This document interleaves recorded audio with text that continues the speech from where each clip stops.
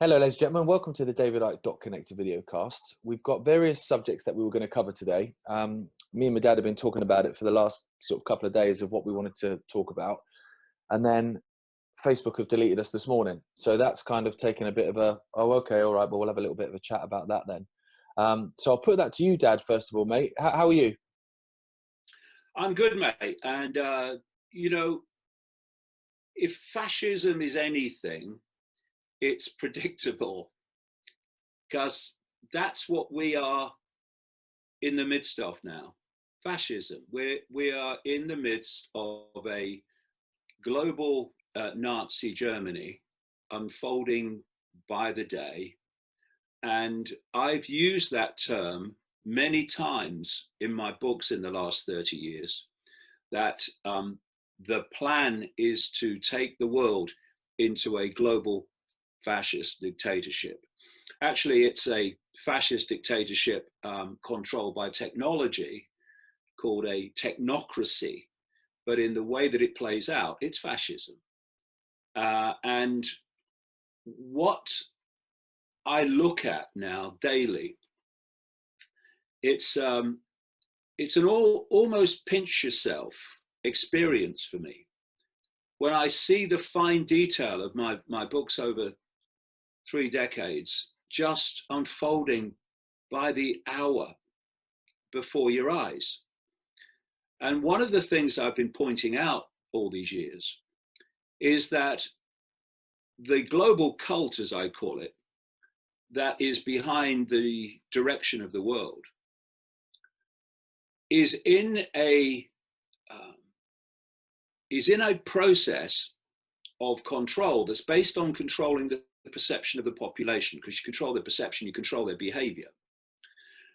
And so a massive part of this global fascist state is to control information. And what they've been doing is putting more and more information through Silicon Valley, which is why the mainstream media, which is committing hara-kiri, is committing suicide, but it's not bright enough to see that. Why the mainstream media is going down and down and down in terms of views and interest. And so if you want to control perception, you have to control information, what people receive.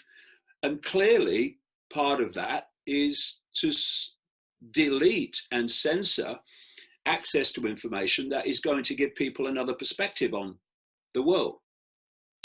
And so all the time, this process has been continuing of putting more and more information where people get their information through Silicon Valley and through corporations like Facebook and Google owned YouTube, all of them, that are actually owned by the same cult.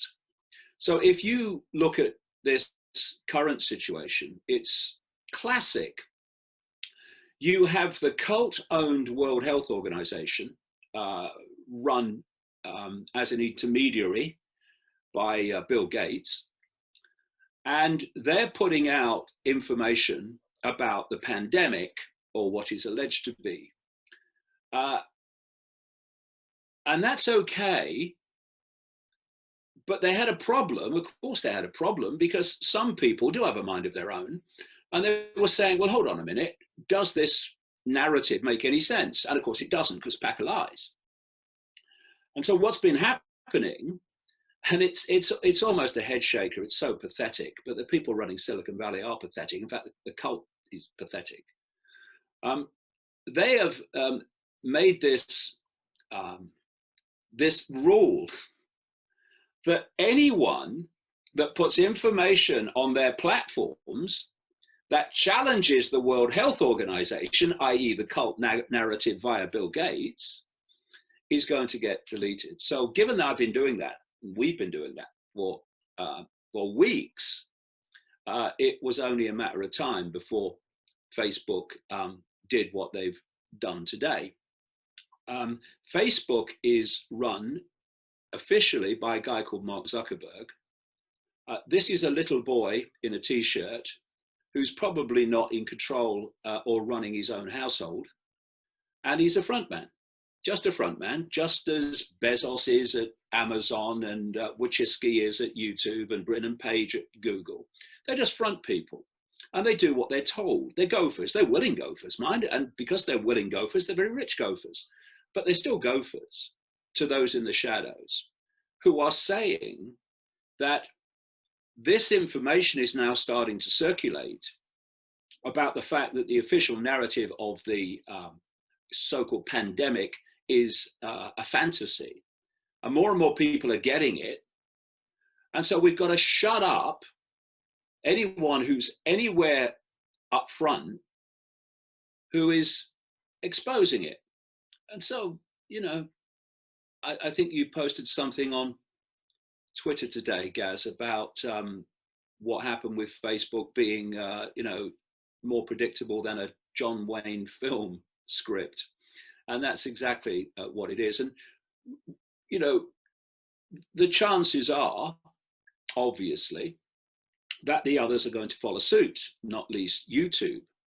And it's very, very important now, if people want to keep in touch with my information, that they keep going to davidicke.com, where everything is posted, and they consider subscribing to Iconic, where everything plus 700 odd series, videos, documentaries, etc., added to all the time, is available, and people can take a 7-day trial to see what they think of it. And they go to platforms like BitChute, which is a no censor video platform, who've been very, very supportive of us. And you will have some other platforms that people can go to in the light of what is almost certainly coming, which is banned from YouTube and probably all the rest. Yeah, I think it is predictable, and they do tend to work as a unit. I was actually talking to the fella from BitChute earlier, and they do tend to work as a unit. So when one goes, they did the same with Alex Jones, then they all go.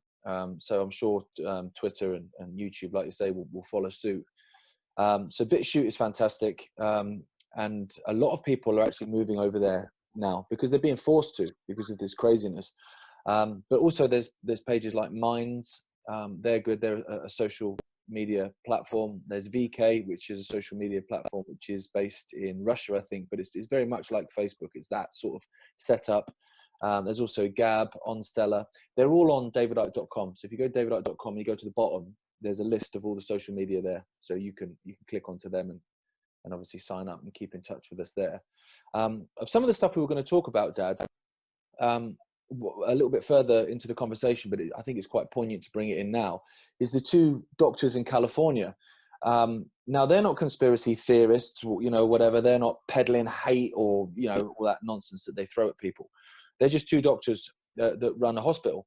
And they were deleted from YouTube because what they were saying didn't fit the narrative either. Yeah, see, what you have, as I've been explaining all these years, is a global web that is centrally controlled. And within that web, you've got the World Health Organization, you've got governments, you've got the banking system, you've got major corporations, media ownership, and you've got the Silicon Valley corporations. So when you get to that level of the web, Facebook is YouTube, is obviously, because they own it, Google, is Amazon, is Twitter, is all of them.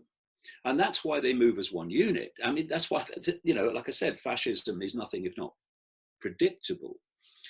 And the doctors are a wonderful example.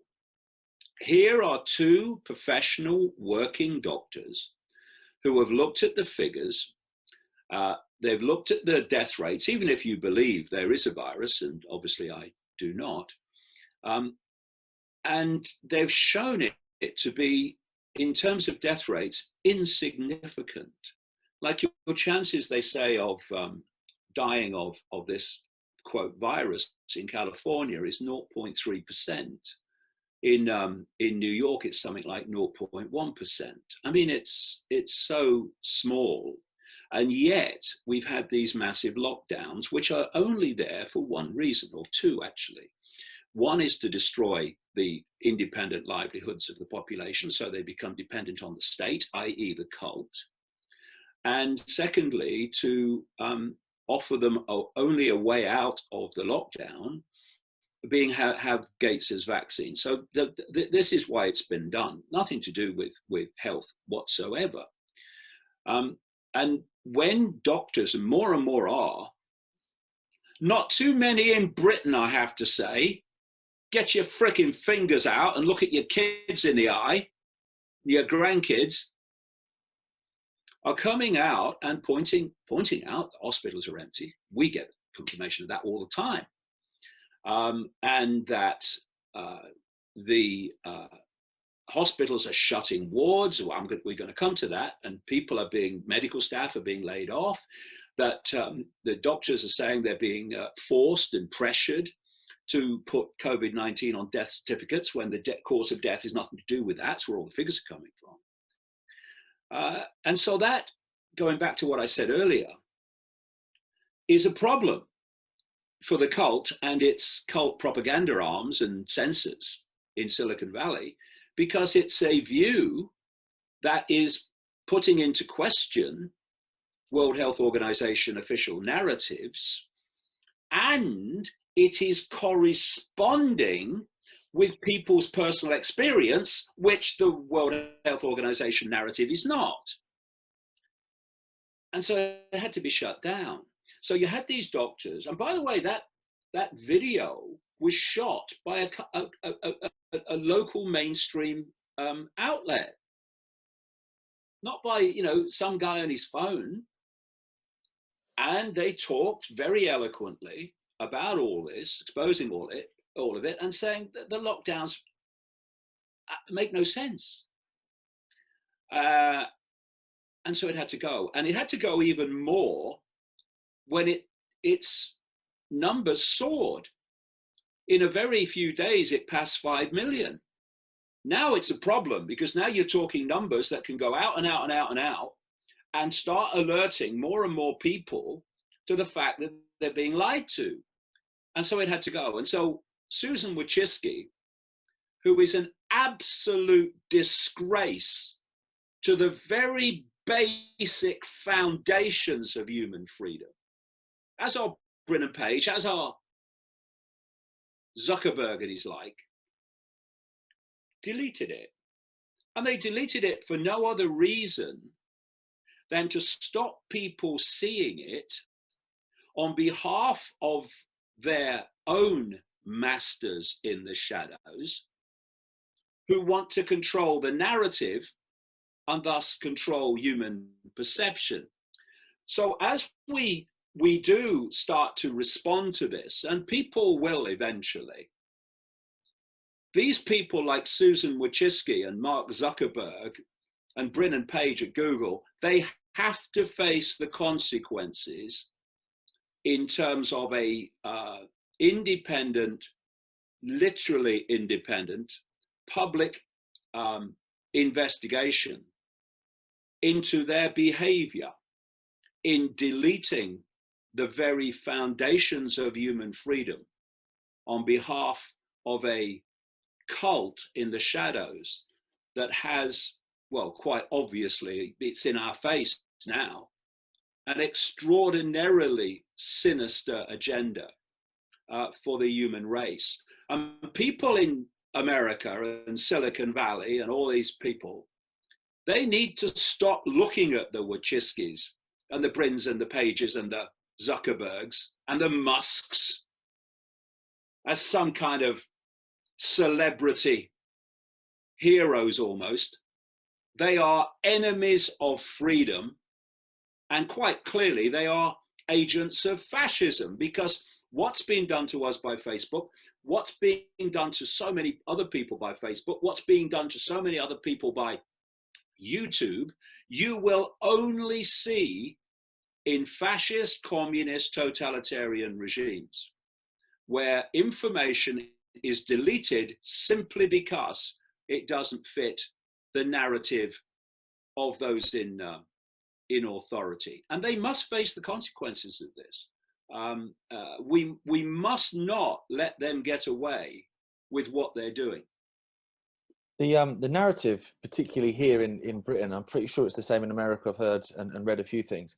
It's all about the care homes. So we had a conversation last week. Our whole video cast was basically about care homes and what was really going on in care homes. So many stories, and there's been so many that we've been sent since then, saying this is what happened to my nan, this is what happened to my wife's dad, you know, and they've added the figures of deaths in nursing homes to the overall deaths in the UK, and it's just rocketed. But it would if you're designating everyone COVID-19, which is what we said last week. Yeah, I mean, we've reached the point now, and I keep coming back. It seems to be a theme of the week. Fascism is nothing if not predictable. We've reached the point now where if people want to know what's going to happen next week, then they just watch this video cast on a Friday. Because once you work them out, I worked them out a long time ago, the pieces are very easy to put into place. So we talked last week and covered it to an extent the week before, that people, old people, were being designated COVID-19 in care homes, and then the doctors weren't going, and they weren't getting treatment. We've had people in care homes, like you say, who've told us this, who are absolutely on the ground working there. And so the old people die who didn't need to die through lack of treatment. But on the death certificate goes COVID-19, which whacks the figures up. This is the story you're talking about. Britain's daily coronavirus death toll exceeded 1,099 times in April. This is, of course, a mainstream media outlet, the Daily Mail in this case. There's no journalism, there's no questioning. They just take it and whack it out. And often support the censorship of those that are prepared to do real journalism. So it says here that the care homes and people who died at home have been added 3,811, they say. But it's down the bottom where, you know, it's like, here we go. The Office for National Statistics and the Care Quality Commission will now include reports of people who were suspected to have the disease but were never diagnosed, and as a result put the number of people dying outside of hospitals significantly higher. So now they're adding figures of people who've died and weren't diagnosed. And the reason they're having to do this blatant mathematical trick and death certificate trick is because they don't have a frickin' virus. Professor John Newton, government's testing chief, explained officials had been working on the assumption, wait for this, Gaz, working on the assumption that if one person tested positive for COVID-19 in a care home, then anyone else who developed symptoms probably also had it and didn't need testing. The Department of Health has today started compiling data on deaths which happen anywhere as long as the person tests positive for COVID-19 before or after they die. The new record has been backdated in terms of fatalities and added to Britain's death toll. But is still not believed to show the whole picture. Well, of course not. They've got lots more figure manipulation to go yet. And this is the information that they don't want circulating because it's devastating to their bullshit. One thing that made me laugh, I got sent a clip by a friend of mine. He's Scottish, so he still watches like First Minister's questions and stuff like that. And it was a clip of Nicola Sturgeon saying lots of stuff, lots of nonsense, and then saying that even if you're tested and you show up negative and you're not showing any symptoms, it doesn't mean you don't have it. No. Well, everyone's got it then. You can literally label everyone as that. If you're testing and they're negative and that's still not good enough to say they've not got it, then well, I've got it then. Everyone's got it. My curtains have got it. It's nonsense. And of course, Nicola Sturgeon will not have the brain power to realize that they're not even testing for COVID-19. I mean, I've been saying this for weeks and weeks. We've talked about it in these video casts, and doctors have come out more and more and said, actually, we're not testing for COVID-19. They're testing for a genetic material that is in the bodies of many, many people. That's why you have so many positive tests, and they call it COVID-19. And is there a more symbolic, indeed literal, a literal case, a symbolic case of how ridiculous this situation is worldwide, that Nicola Sturgeon, or Sturgeon, who is moronic and dictatorially moronic, is actually dictating to the entire people of Scotland over what they can and cannot do. Hey, Scotland, I thought you were bloody independent. What are you doing? Allowing this one single moronic person to dictate your lives in fine detail and to oversee regulations in Scotland, as in Northern Ireland, other places, that if someone tests positive for COVID-19, brackets, which they're not testing for, and dies within 28 days, then it must go on the death certificate that they've died of COVID-19. Hello?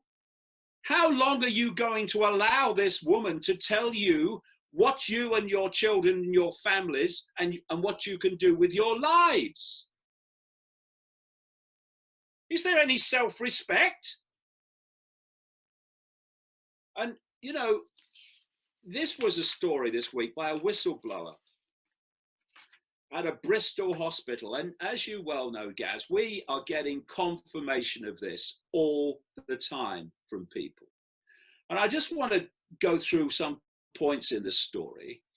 And if anyone is watching, it will be by accident, who is still going out every week and clapping their health workers because there are war zone hospitals.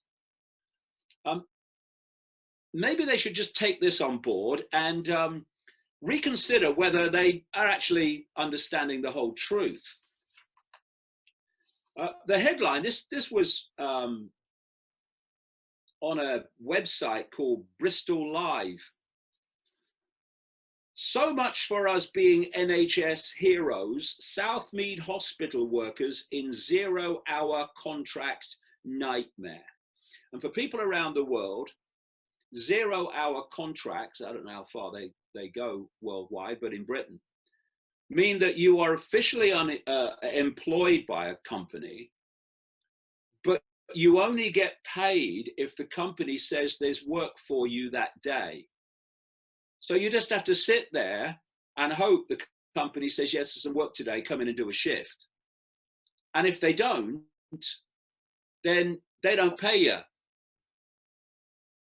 And this is happening in the National Health Service in Britain. And this is the story. I mean, some of the stuff that comes out in this is extraordinary. A whistleblower at Southmead Hospital in Bristol claims hundreds of its 0-hour contract staff are struggling to get any work. The accident and emergency healthcare assistant says the hospital has cancelled the vast majority of shifts for staff in her role, and many nurses, after scheduled surgeries were suspended and some wards closed due to coronavirus. This is the story across the world. While you're clapping, by the way. She told Bristol Live she normally works full-time, but is now struggling to get one shift a week.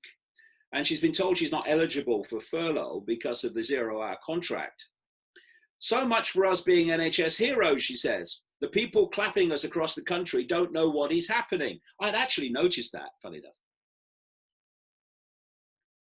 enough. We feel so unsupported by the hospital. I'm constantly worried about how I'm going to get at work. It's a nightmare. Shifts are just being cancelled with no warning. She claims that easily more than 200 employees at this one location are in the same situation, including some nurses.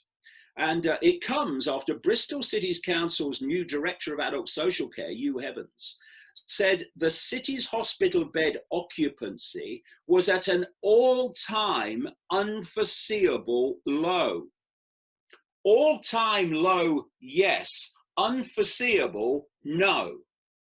Because you've got this perfect storm between cancelling operations and diagnosis, which is killing and is going to kill vast numbers of people from other causes.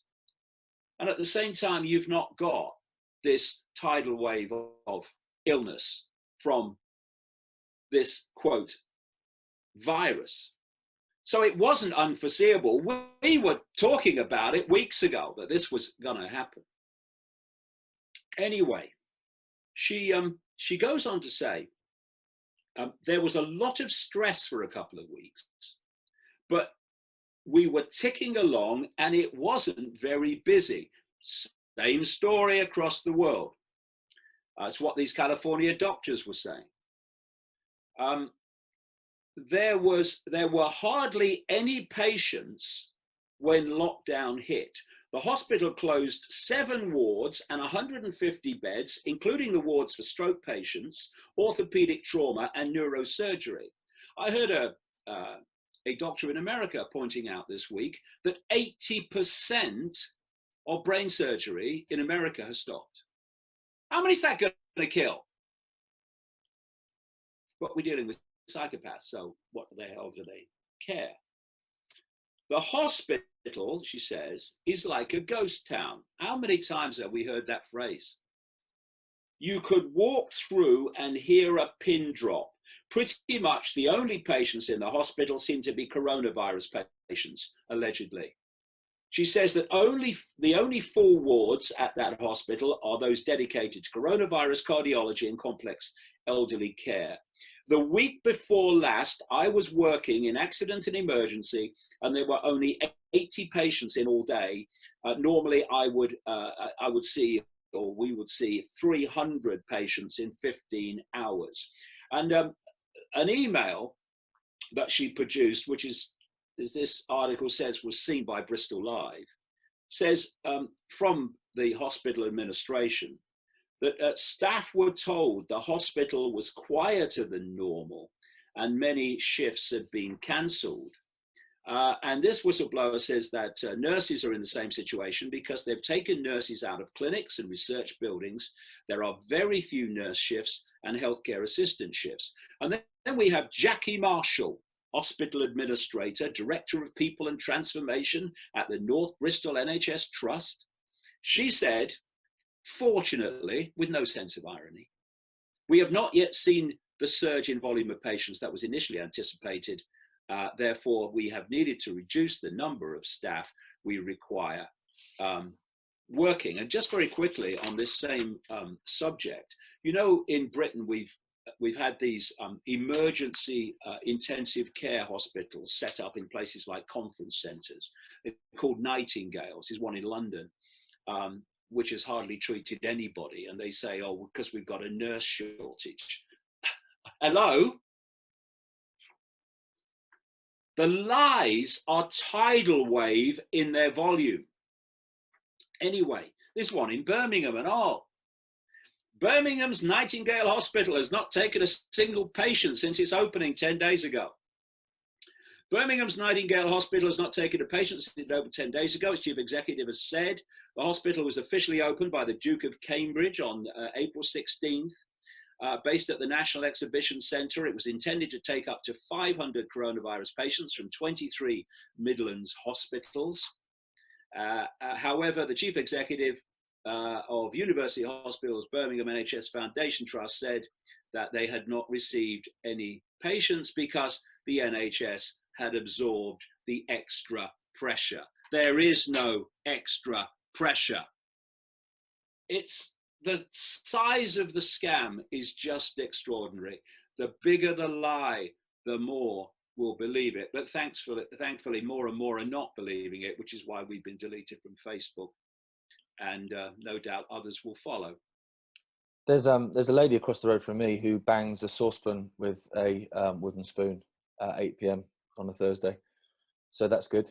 On the same street I live in, at the end of it, just to go back slightly to the care homes, there is quite a big care home, and all the time on my street you'll see ambulances, sometimes with the sirens on, often just with the lights flashing, obviously because people in the care home are ill. I've not seen one in the whole time.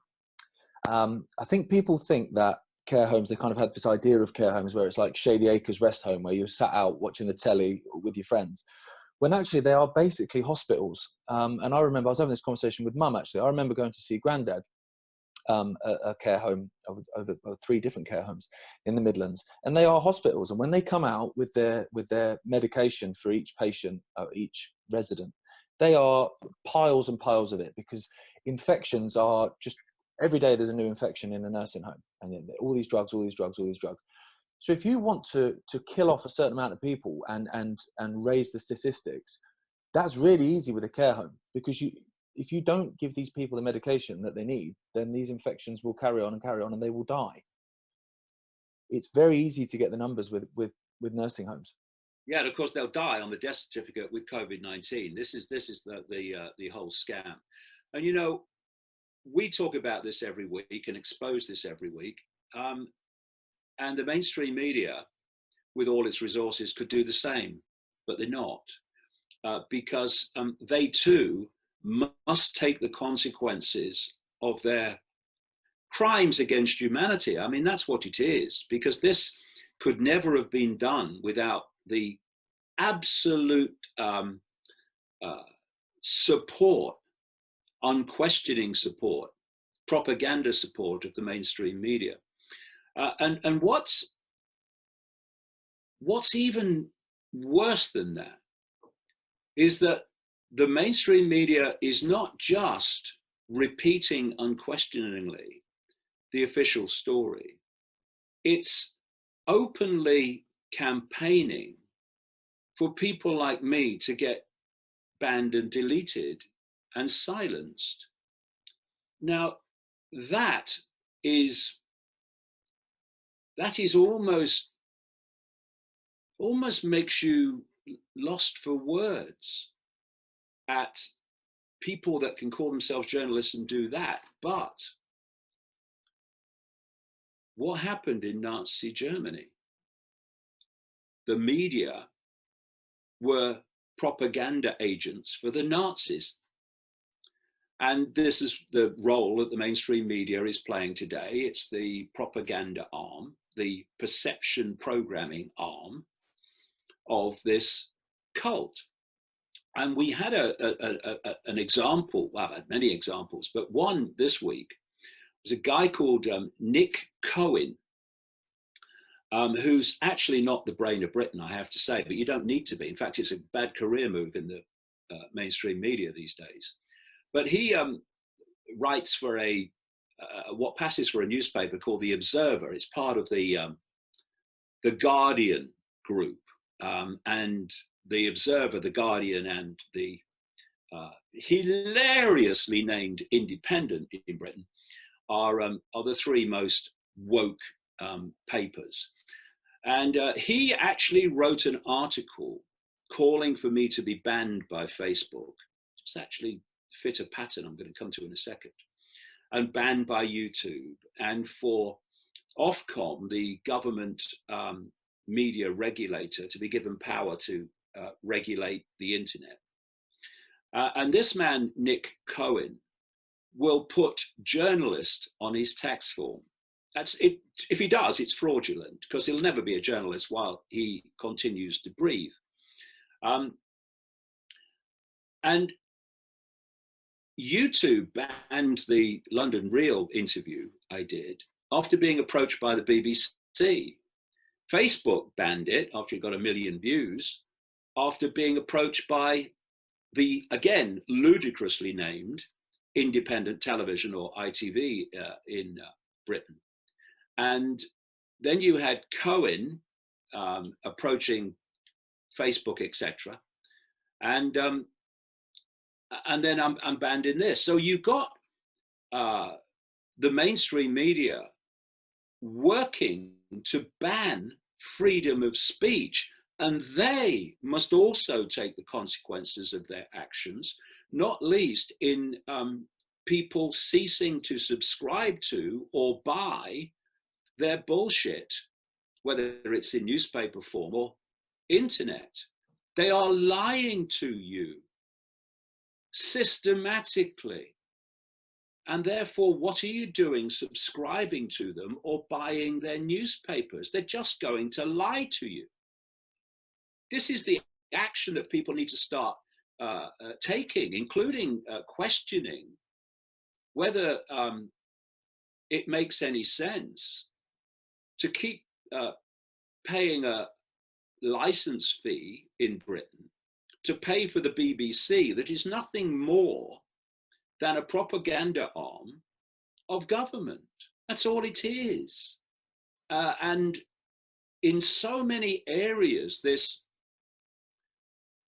pandemic lockdown has highlighted and brought to the surface and put in front of our eyes what these media operations are really about, and what Silicon Valley is about, and what all these other parts of the cult are really about. They're all about enslaving and perceptually programming the population so they will allow themselves to be enslaved. And that can't go, that cannot be allowed to go without challenge. Otherwise, what is it going to do except get worse? I actually had a look at Nick Cohen's tweets today, and it is just an absolute sea of shut everyone up and everyone's an anti-Semite, and it sort of just flickers in between the two. Talking about lies. The other thing, guys, just very quickly, is I mean, what a hoot when Nick Cohen censor posted on Twitter his article in the Observer. He actually used these words: the liberal case for banning David Icke. Because not only do these people think they're journalists, hilariously, I mean, talk about self-deception, they actually believe they're liberal. They're not liberal, they are woke. And woke is the opposite of liberal, it's tyranny. And what woke has done, Cohen's a classic in the journalistic field, is hijack the genuine liberal left that I remember, because I've got a good memory. Yeah, he that wasn't lost on people though. He got absolutely rinsed in the comments underneath it, which was quite a pleasure to read. I was going to say, talking about lies, of which this whole pandemic has been absolutely just lathered in them. The biggest thing, certainly in England, is social distancing. It's what everyone's reporting people for. I saw him; he's walking too close to him, and he wasn't 2 meters apart, and people are barking at each other. And now it's come out this week that the whole 2 meters social distancing is a farce, and it's not based on science, and it was plucked out of thin air. It's a farce. I've got a story here. Government advisor questions science behind 2 meter social distancing. This is a guy who, his name's Dingwall, Robert Dingwall, from the new and emerging respiratory virus threats advisory group called NERVTAG. And they've been feeding in advice to this scientific advisory group for emergencies, SAGE, which has been appropriately stuffing the government and Boris Johnson. And he's been feeding them information, or advice about this whole pandemic. So he's come out, this guy Dingwall, who's at Nottingham Trent University, and saying that the 2 meter rule, these are his words, were conjured up out of nowhere, just conjured up out of nowhere. And he called it a kind of rule of thumb, and said there wasn't basically scientific evidence to back it up. But I would just take issue with part of that. Where Dingwall is in the hierarchy, which will be way down, it would appear to him that this 6'2" rule has been conjured out of nowhere and has no scientific basis. However, from a cult point of view, it's exactly what they wanted. That's why it's going on. Because they want to divide, literally physically divide people. The masks are part of this as well. And so because it's centrally dictated through this web, he's saying it was conjured out of nowhere, but people have been lining up in India 2 meters apart and everywhere. And it's being imposed obviously without any scientific support, evidence support, because it's the agenda of the cult to create that division literally between people. And then you have the masks. I think you're going to start seeing more effort to force people to wear masks. I think that's very possibly coming. Because if I wear a mask, and I mean, I'm talking to you now, and I can see your face, I can see your facial expressions. We're having a connection. We're having an interaction. But if you were wearing a mask and I was wearing a mask, then you can't see my facial expression. I can't see yours. That interaction stops. It's another form of division.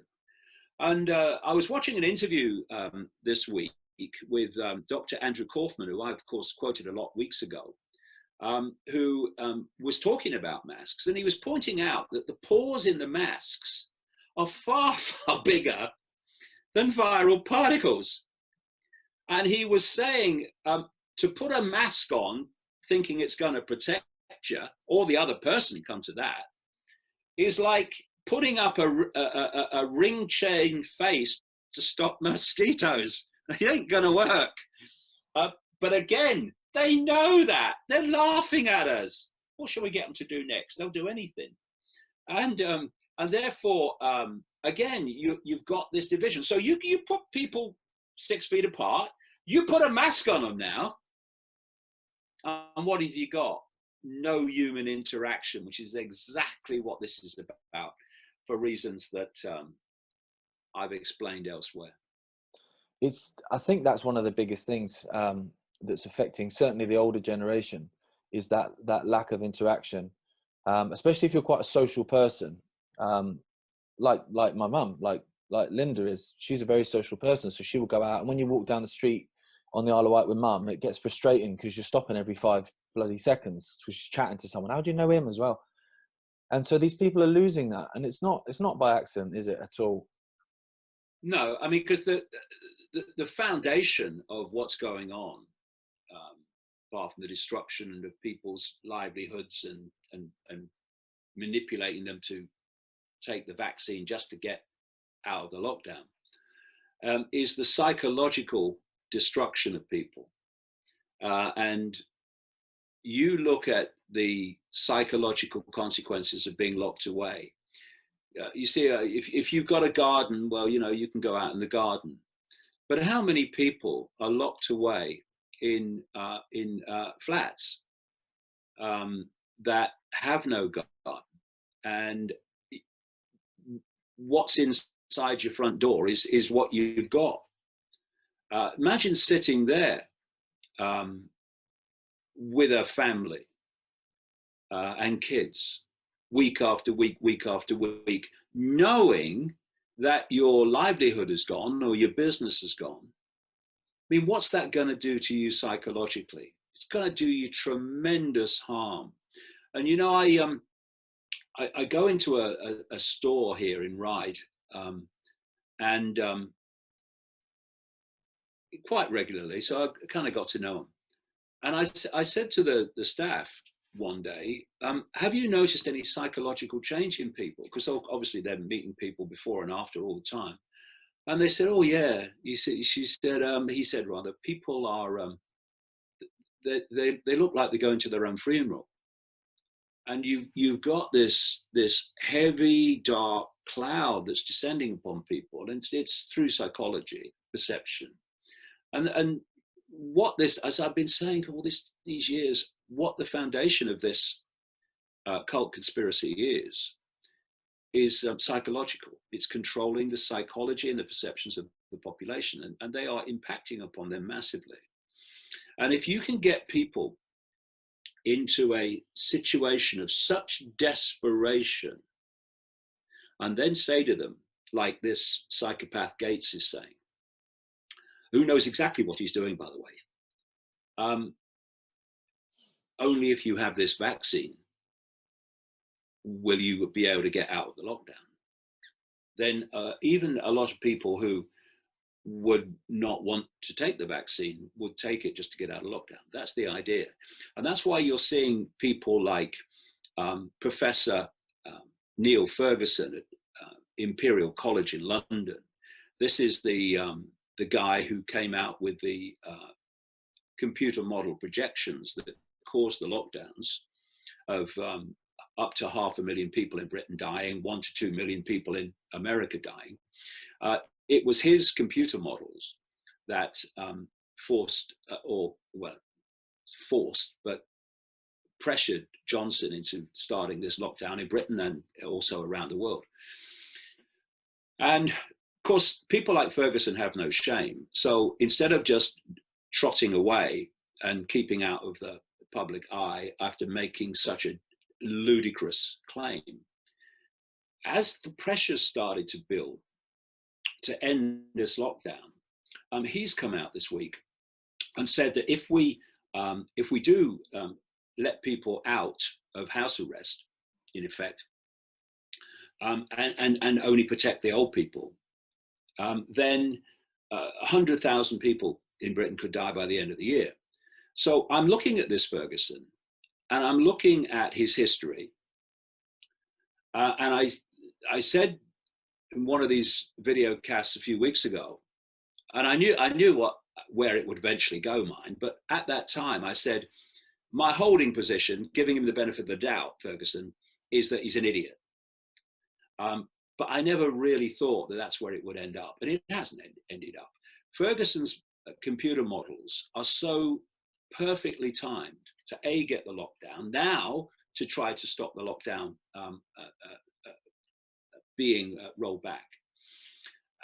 And this is another man who must face the consequences of his actions in an open, independent public inquiry into how he produced these figures and how and why they were so perfectly timed. And what else did he say? Again, he said it before when he revealed this latest set of bollocks. He said that the lockdown should continue until a vaccine is available. And that is word for word what Bill Gates says. And of course, Imperial College and Neil Ferguson have been beneficiaries of enormous amounts of Gates funding through the Bill and Melinda Gates Foundation. Is that all a coincidence? You are having a laugh.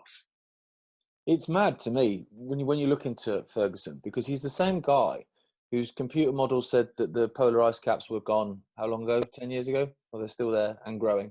Also, swine flu was going to kill countless people. H1N1 was going to kill countless people all over the world. He was also the one that was responsible for foot and mouth, for basically destroying Britain's farming.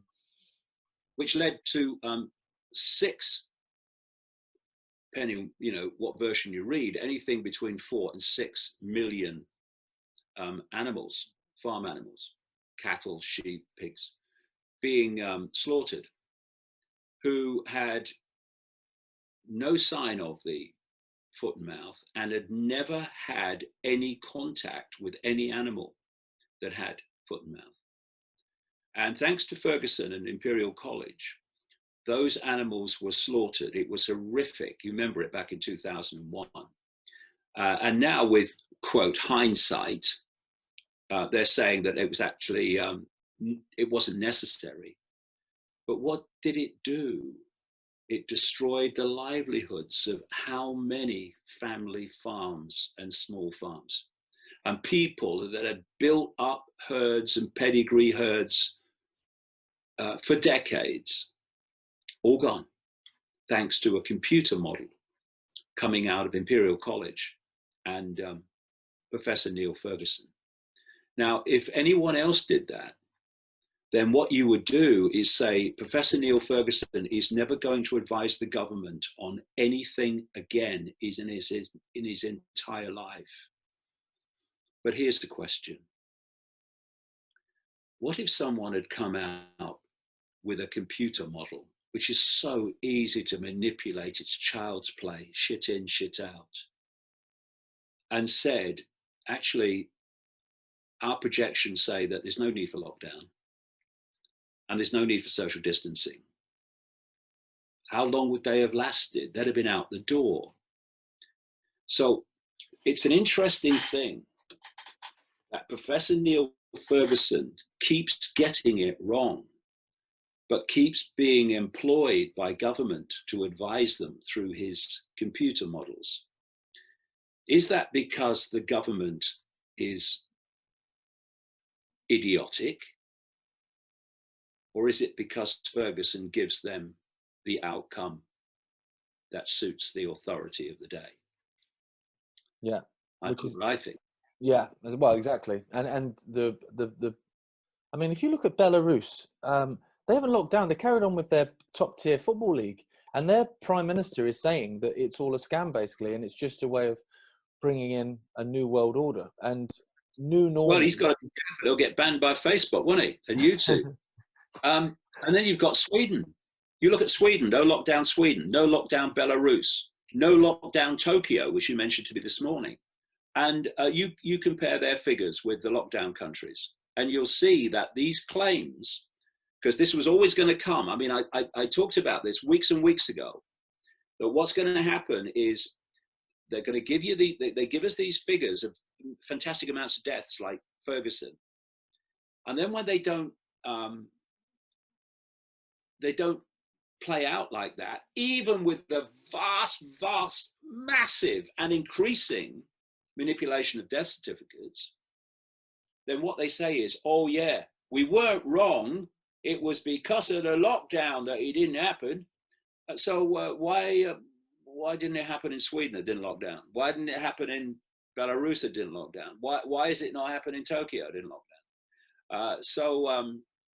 It's all, wherever you look, is, you mentioned earlier, wherever you look, it's just lies and lies and lies. And because of that, they have to censor those exposing the lies. And that's what Facebook have done with me and you and all of us today. It doesn't make sense. The Tokyo, New York thing, I can't get my head around, because New York's had 13,000 deaths. Now, that's one city's had 13,000 deaths. It's a city that's shut down as well, locked down. And when I've spoke about it, like, why is there 13,000 deaths there? And like, that's insane. And also, we've had doctors coming out and saying how they're showing different symptoms. It's not the same. It's not a viral pneumonia. It's not this, it's not that. So something's clearly going on in New York City. And I've made this point, and a couple of people come back and they say, well, yeah, but it's heavily populated, isn't it? New York, I mean, it's a massive mega city. Yeah, it's not, is it? No, exactly. And it is a mega city, of course it is. But Tokyo's got over 1 million more people in Tokyo, and they've had 117 deaths. How does that work? Can someone explain that to me? 13,000 versus 117.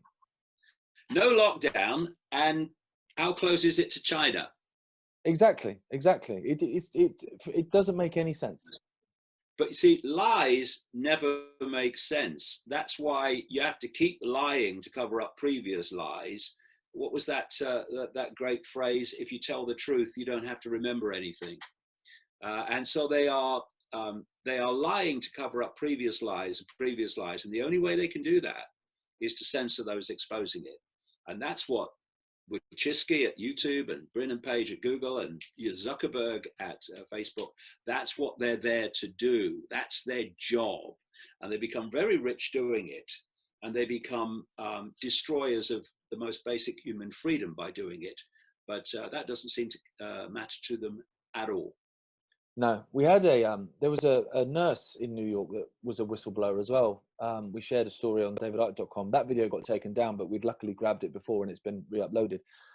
Where she's saying that basically, and this might have a part to do with those numbers in New York, how they're basically letting people die in New York. Yeah, they're letting people die. They're letting old people die in Britain. They're letting old people die all over the world to add to the figures. And you know, people read my books from years ago. I was exposing the cult agenda for deleting the world of old people. So all these things fit. And you know, what I've said about the number and the letter that must not be spoken on YouTube or discussed in the mainstream media in Britain, thanks to Ofcom and its mega censor enemy of freedom, Melanie Dawes.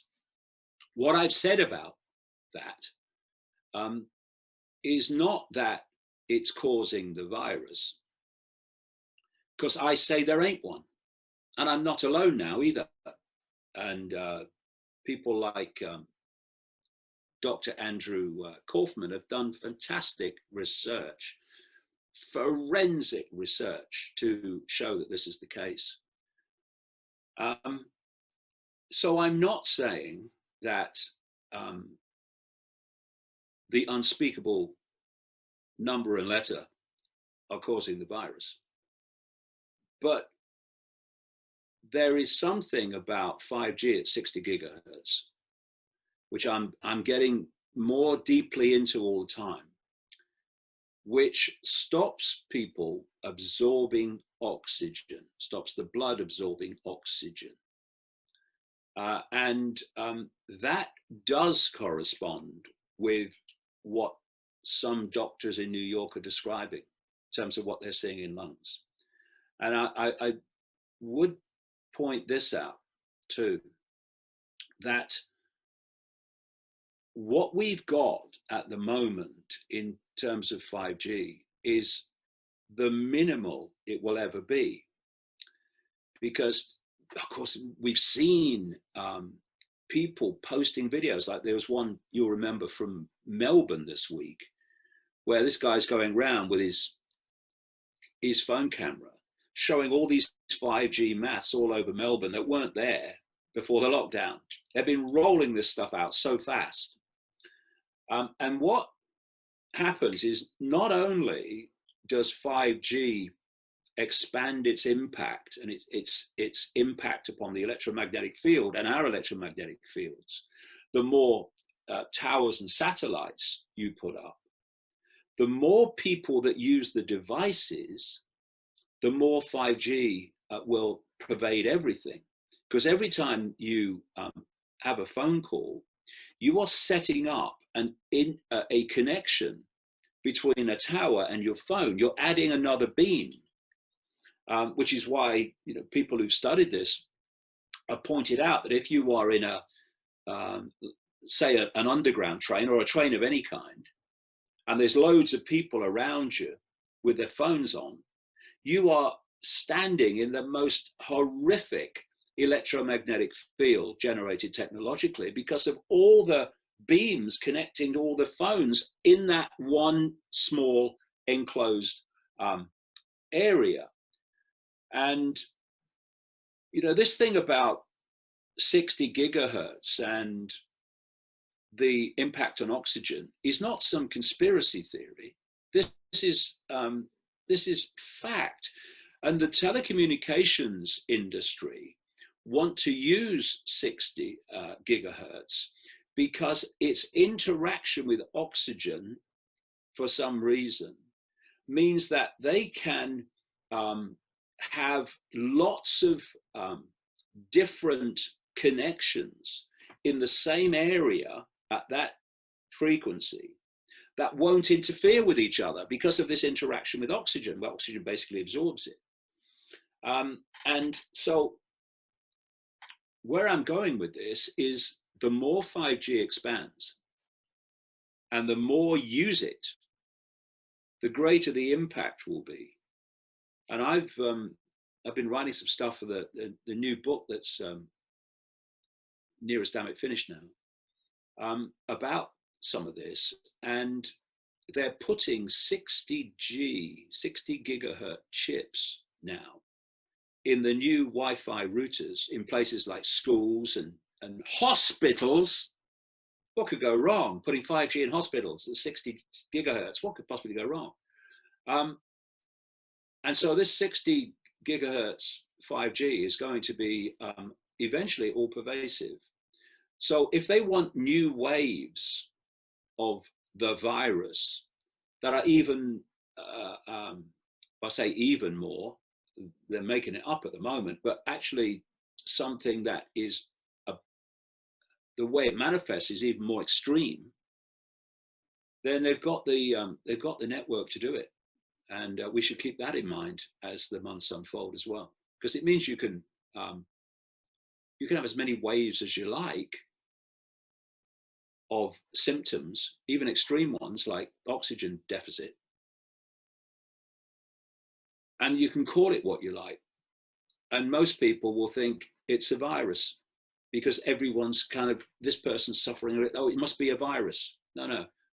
There's another thing that can connect people, and that's electromagnetic fields, especially at 5G in terms of damage.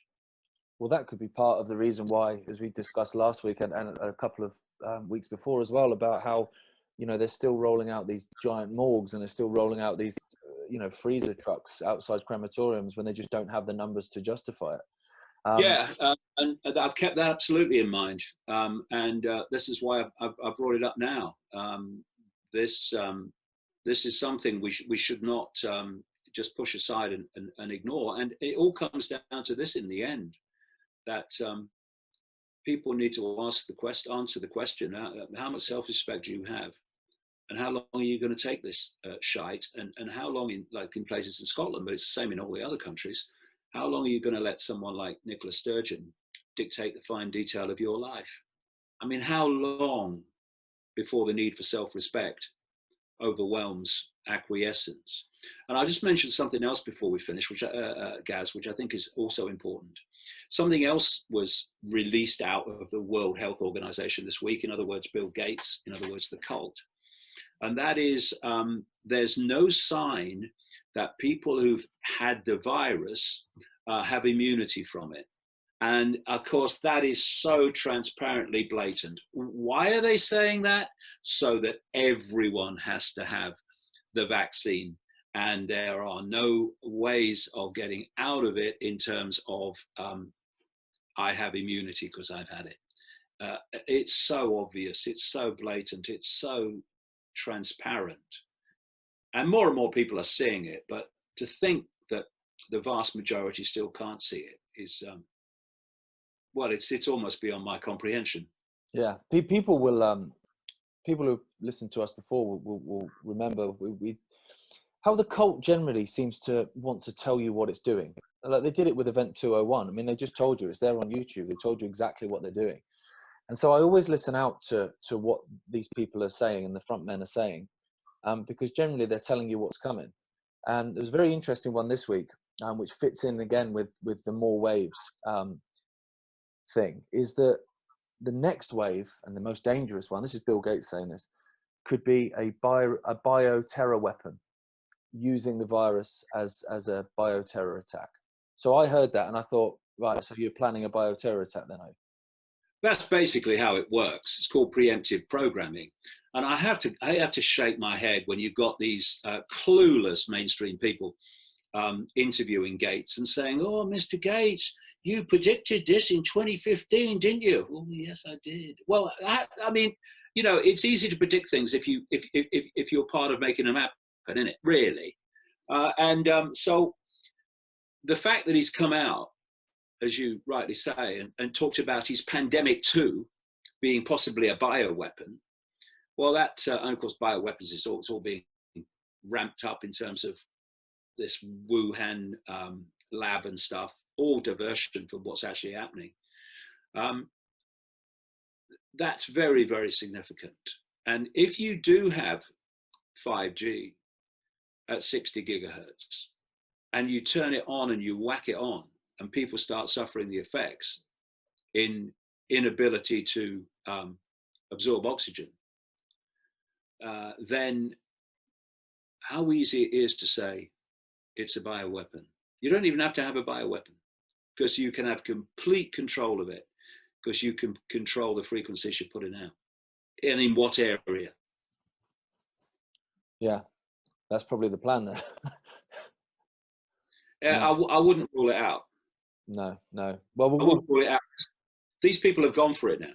Yeah, absolutely. They've gone for it. You know what I mean? It's like you're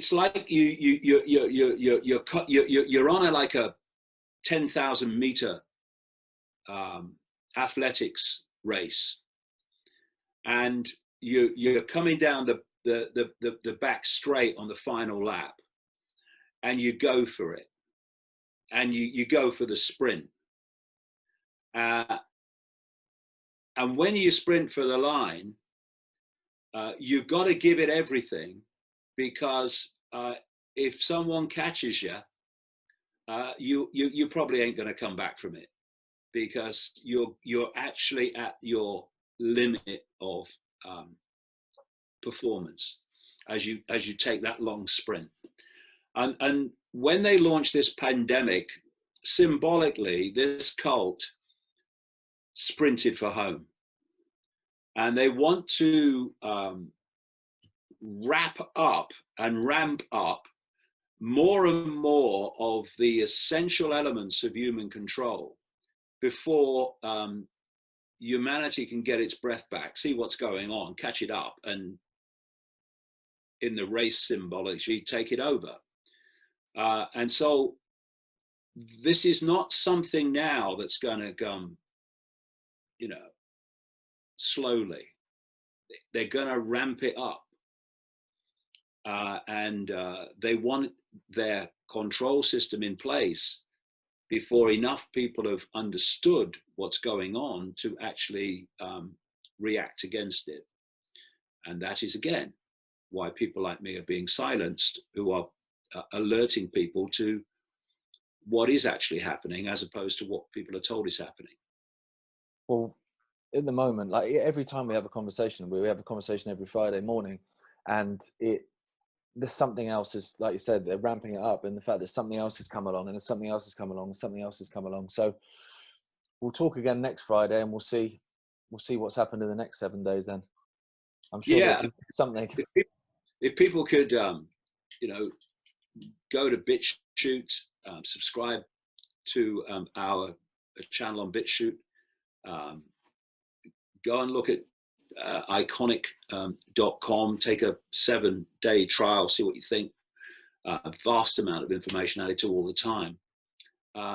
And on Sunday, if people watch this video before this coming Sunday at I think it's 5 o'clock, I'm live on London Real again, and I'm in a position now in that interview to connect virtually all the dots of what's gone on here, and to explain how a no virus pandemic could have been pulled off. Yeah, people will be able to watch that 5 p.m. Sunday, UK time, that is 5 p.m. UK time. UK time, yeah, through davidicke.com. Yeah, it will be London. Yeah, fantastic. Well, I'm looking forward to watching it myself. Yeah, I'll be interested to watch it and see what I've got to say. Yeah. All right, Dad. It's a time when the dots can be put together to encompass all that's gone on. Right. I shall speak to you. Well, I'll speak to you afterwards. Anyway, I'll speak to you on Sunday evening and have a catch up. But we'll speak again on here next Friday. Cheers, Gaza. All right. Cheers, Dad.